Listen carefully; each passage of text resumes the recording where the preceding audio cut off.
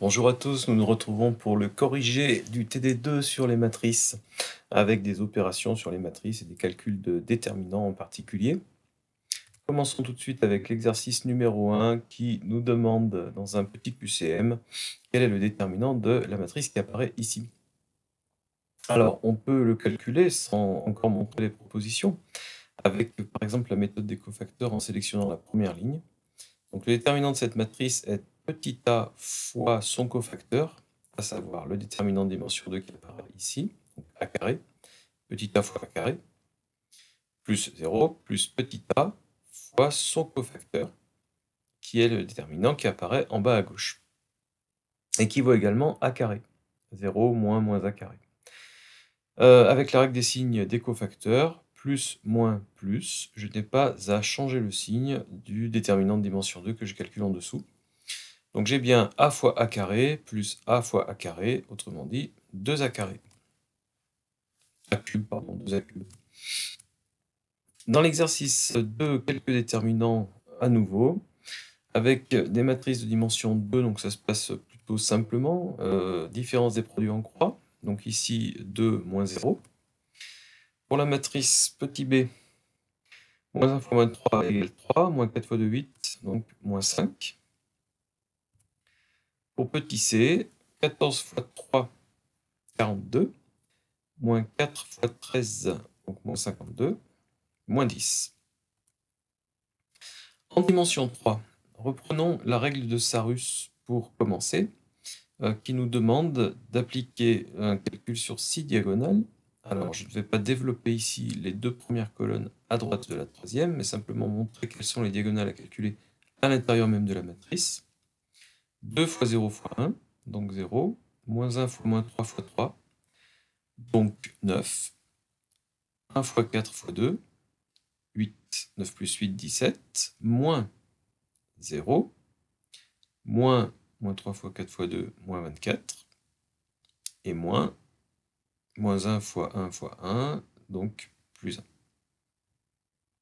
Donc nous obtenons un déterminant de 42 grâce à la règle de Sarus.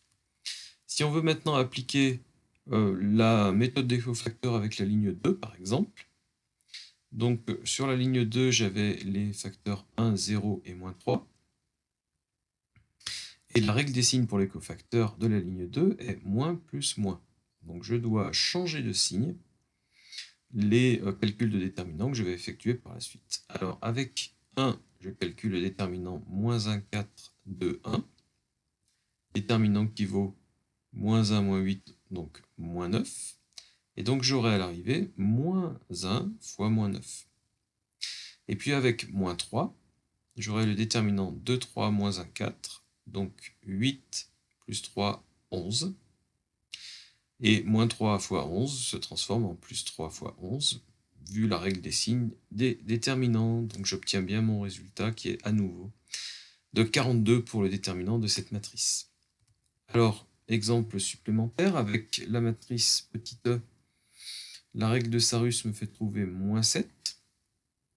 Effectivement, 5 fois 3, 15 fois moins 1, moins 15, plus 0, plus 48. 48 moins 15, je me retrouve à 33. Dans l'autre sens, pour mes diagonales, moins 0, moins 5 fois 2 fois 4, 40. Et moins 0 pour finir, je me retrouve à moins 7. Avec les cofacteurs de la ligne 1, j'ai une règle de signe sur la ligne 1 qui est plus moins plus, donc je ne vais pas me soucier de changement de signe des calculs des cofacteurs.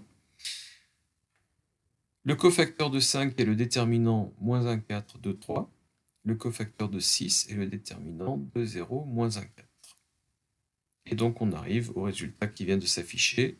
On retrouve bien sûr le résultat moins 7. Avec les cofacteurs de la colonne 1, on s'apercevrait du même résultat final, moins 7.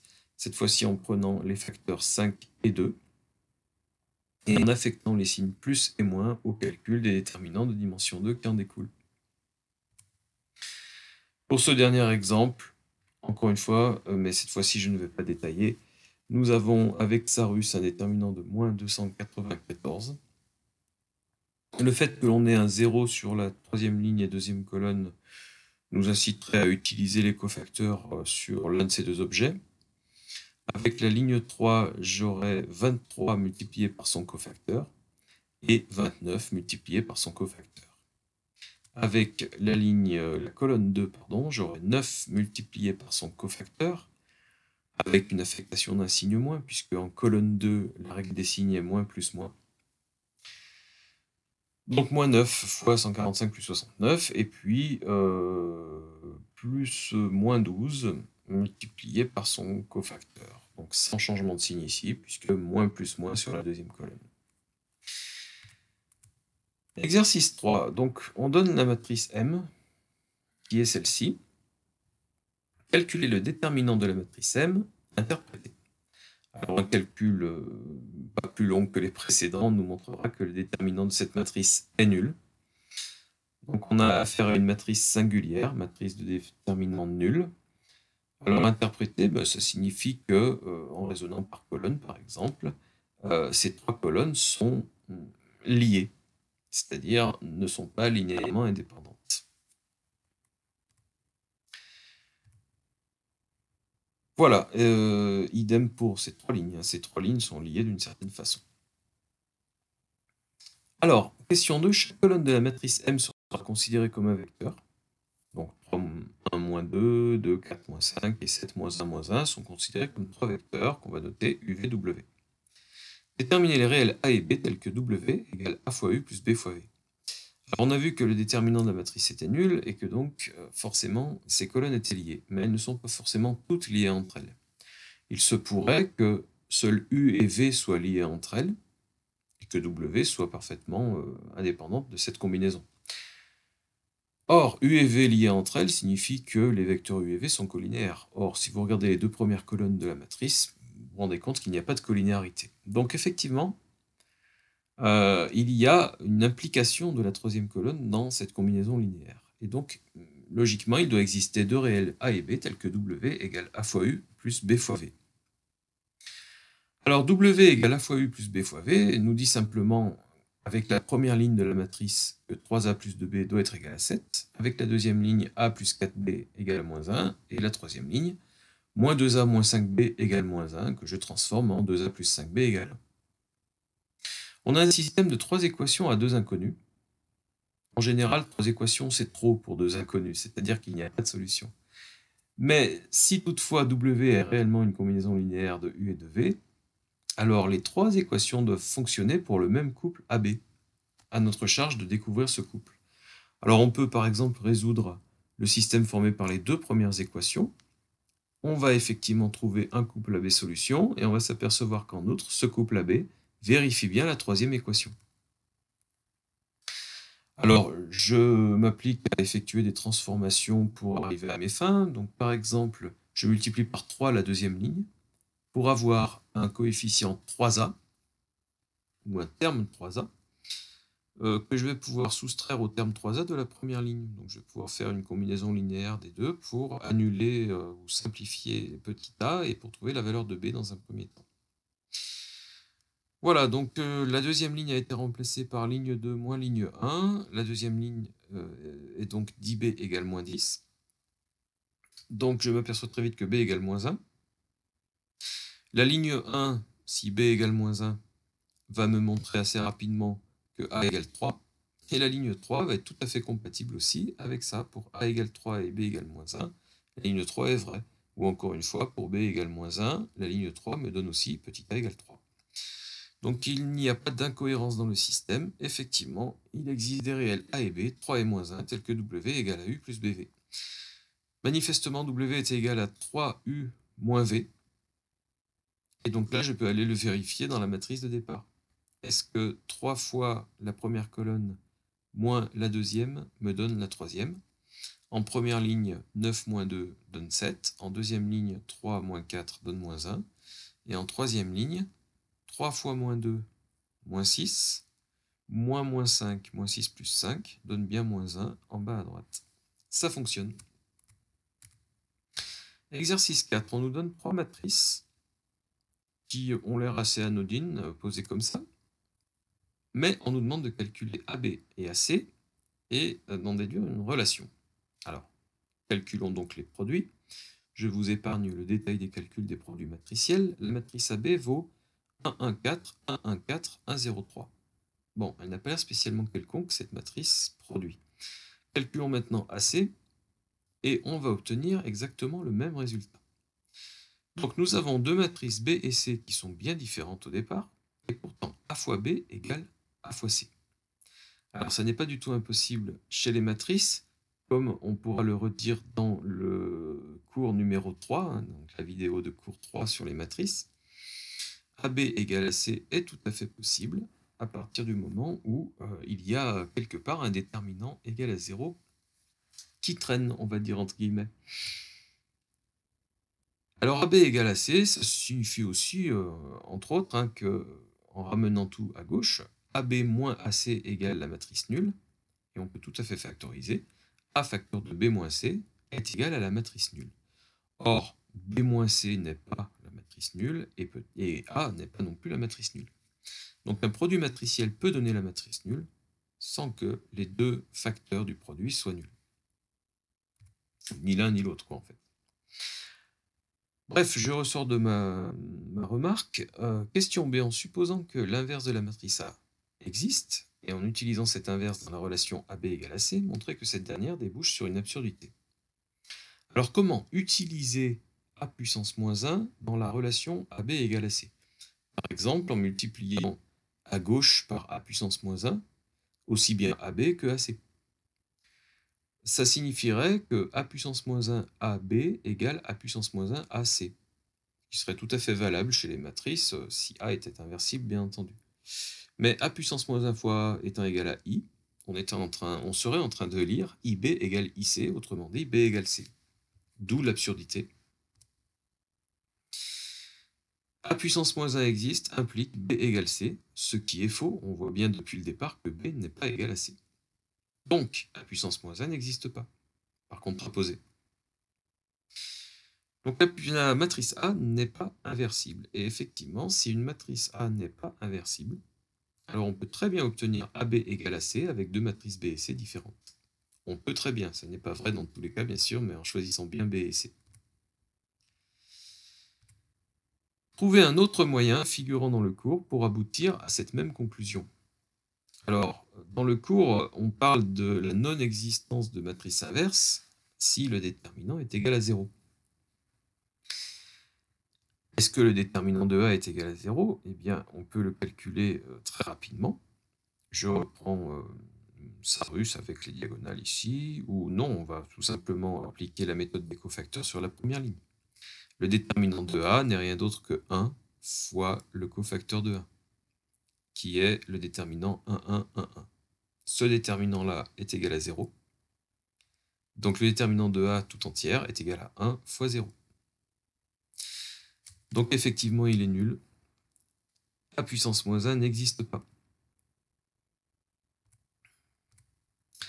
Alors dans une deuxième question, on nous demande de trouver toutes les matrices carrées M de dimension 3 telles que AM égale MA égale la matrice nulle.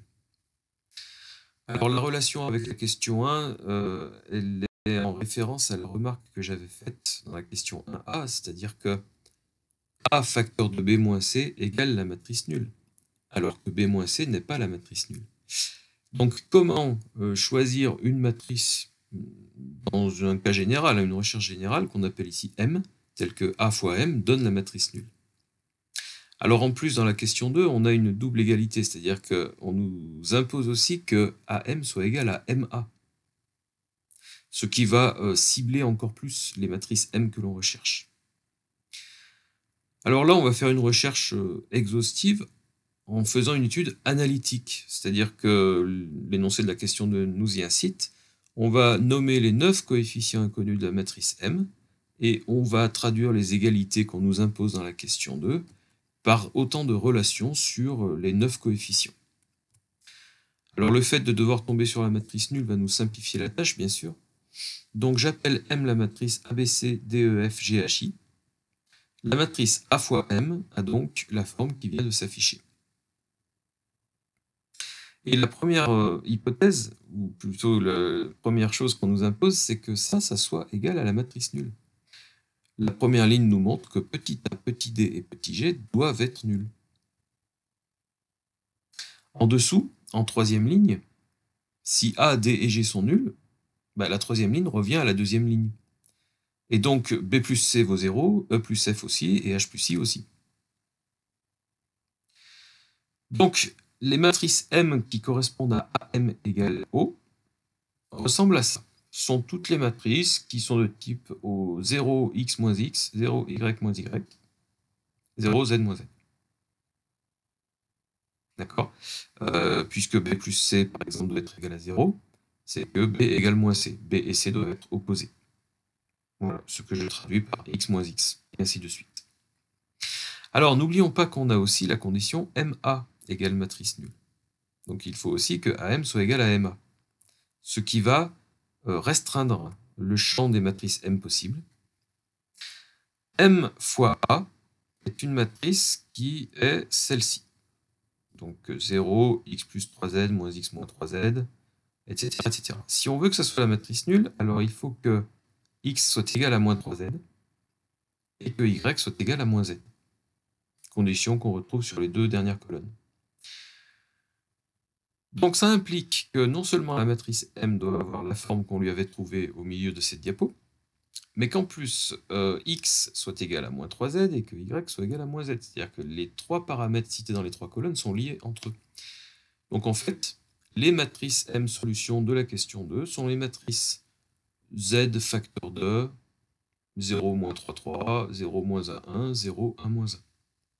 D'accord, donc j'ai simplement remplacé y par moins z et x par moins 3z, et j'ai factorisé toute l'écriture ici par z. Voilà donc nos solutions.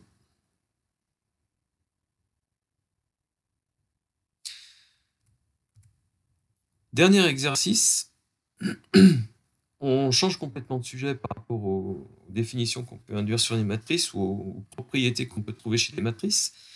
Les matrices citées sont bien sûr carrées ici. Encore une fois, on s'intéresse à des matrices inverses en général, ou alors à des calculs faits avec des matrices entre elles, donc il vaut mieux que pour que toutes les multiplications que l'on désire soient possibles et nous fassent rester dans les mêmes dimensions, on ait des matrices carrées.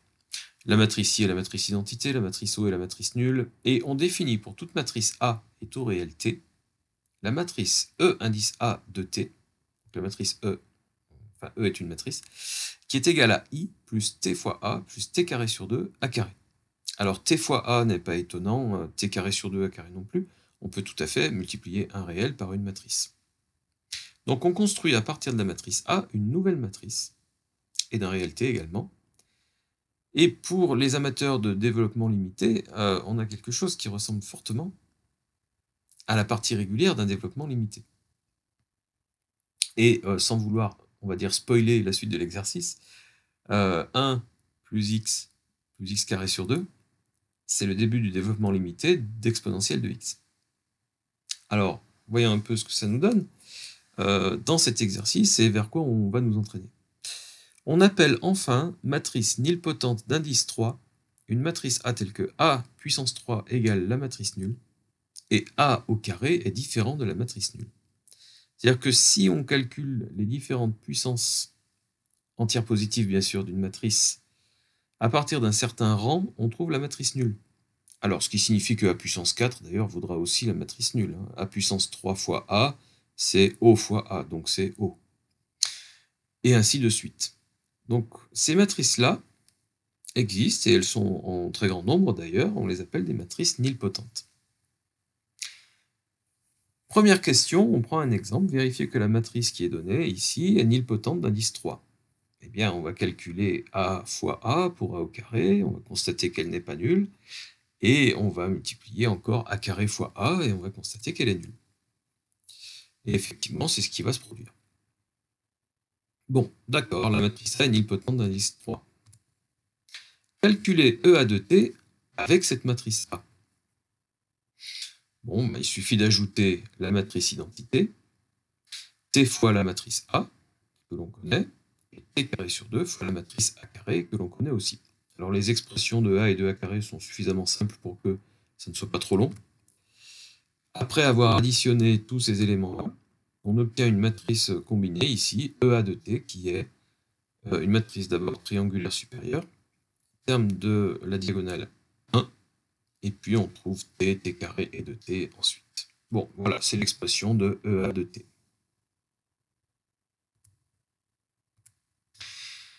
On revient au cas général d'une matrice A carré quelconque, mais nilpotente d'indice 3. Vérifiez que EA de t plus S égale EA de t fois EA de S. Alors, là, on n'y va pas par 4 chemins, hein. On va simplement multiplier EA de t par EA de S avec les expressions qui nous sont données, ou plutôt l'expression unique hein, qui est donnée là en haut.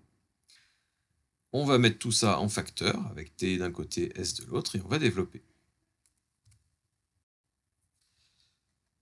Alors si on développe, I plus TA plus T carré sur 2A carré, facteur de I plus SA plus S carré sur 2A carré, eh bien voilà ce qu'on obtient. D'accord, 3 termes développés avec 3 termes, ça donne à l'arrivée 9 termes. Sauf que la matrice A est nilpotente d'indice 3, c'est-à-dire que A puissance 4 vaut la matrice nulle, A puissance 3 également, et donc on va avoir un certain nombre de simplifications qui vont arriver. Qu'est-ce qui va nous rester? I toute seule, plus, alors, les termes qui contiennent A et pas A carré sont SA et TA, donc S plus T facteur de A. Et les termes en A carré sont S carré sur 2, A carré, TS A carré, et T carré sur 2, A carré. C'est-à-dire, si je mets tout sur 2 pour regrouper, S carré plus 2TS plus T carré sur 2, A carré. Or, S carré plus 2TS plus T carré est égal à S plus T au carré. Donc on a sous les yeux la forme même de ce qui s'appelle par définition E indice A de T plus S, si on se réfère à la formule du haut. Donc effectivement, E indice A de T plus S vaut E indice A de T fois E indice A de S. Alors, c'est une propriété qu'on nous demande de montrer, qu'on vient de vérifier ici, effectivement. Et on en reste là. Question B.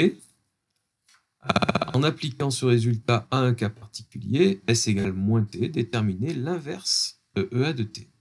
Alors, quel rapport peut-il y avoir entre ce qu'on vient de dire et l'inverse d'une matrice? Si je remplace S par moins T, le bout de mon calcul ici me donne EA de 0.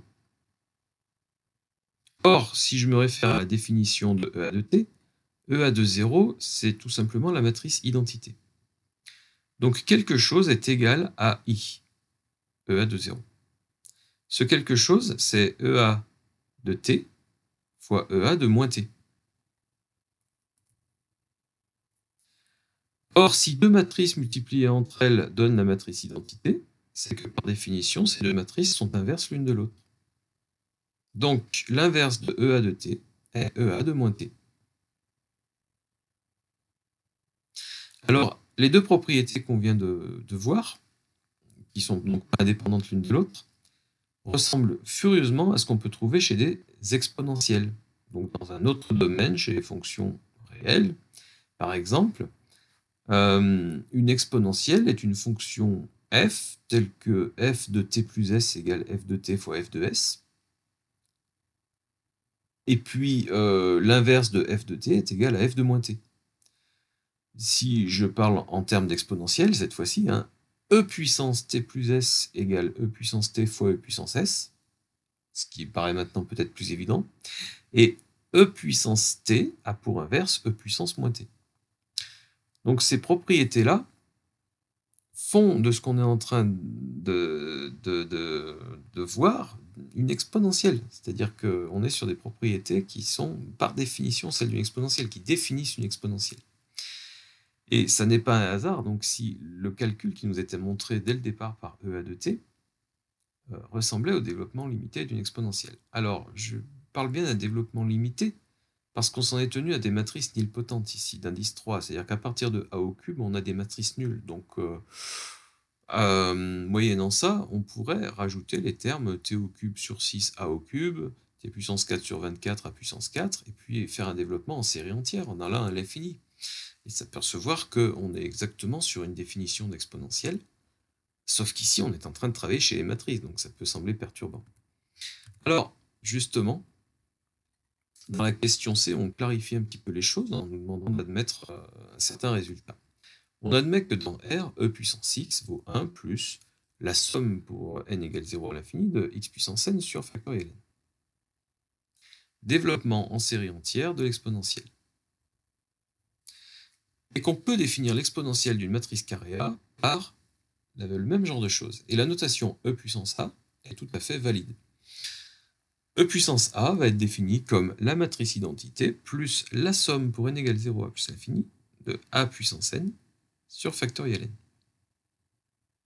Et affirmer que cette matrice existe. Montrer alors que si A est une matrice nilpotente d'indice 3, EA de 1 est égal à exponentielle de A. Calculer alors l'exponentielle de la matrice A donnée en question 1, avec donc l'exemple qu'on nous avait demandé de prendre. Alors, si A est nilpotente d'indice 3, pour tout n supérieur ou égal à 3, A puissance n égale O. Donc, cette somme infinie qui apparaît en définition, entre guillemets, va se résumer à une somme relativement courte. Donc, I plus A plus 1 demi de A carré. Alors, mea culpa, je m'aperçois que dans la définition de ma somme, je suis parti de n égale 0. Vous aurez sans doute rectifié, évidemment, n égale 1. n égale 1 ici. Voilà. Donc, l'idée, si vous voulez, dans l'écriture qui a été faite avec les matrices, c'était de détacher la matrice identité de la somme. Voilà. Et en réécrivant mon énoncé, je n'ai pas pensé à modifier le premier indice. Donc, c'est bien sûr 1. Sachant que si on avait inclus la matrice identité dans la somme, on partait de n égale 0 et du principe que a puissance 0 était égal à la matrice identité. Voilà, alors, bon, à partir de là, on a donc une somme pour n égale 1 à 2, puisqu'à partir de n égale 3, on a des matrices nulles. Somme pour n égale 1 à 2 de a puissance n sur factoriel n, autrement dit a plus 1 demi de a carré.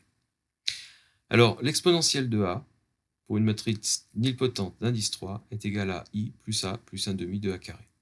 Or, si je me réfère à la formule du haut, c'est la définition de EA de 1, effectivement.